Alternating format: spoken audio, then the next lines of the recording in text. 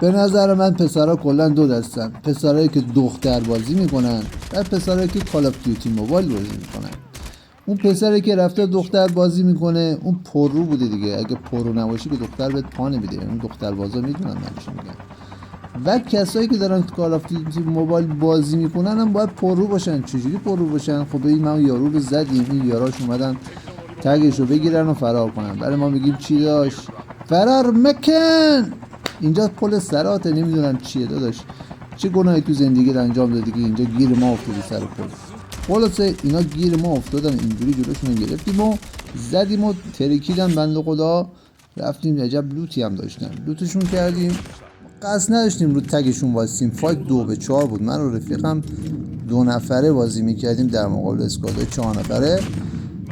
قصد نداشتم رو تگش وایسم که بزنم اینا وایپ بشم. رفتیم باندراپو کشیدیم برگشتیم دیدیم صدا موتور میاد، طبق عادت وحشیانم پریدم پایین و اینم زدم دیگه، دست خودم نبود. اومدم اینجا سوار موتور بشم. ببینید نهایت پرروبازی رو شما اینجا ببینید. اینجا ماشینه من نمیدونم 2 تان 3 تان 4 تان میگن داداش بیا پایین بیا پایین ببینم چی تو تپتی زبونم گرفت. خلاصه اینا رو هم زدیم دیگه. اینجوری باشین داشت یا لایک و کامنت و سابسکرایب من فراموش نشه. دمتون گرم.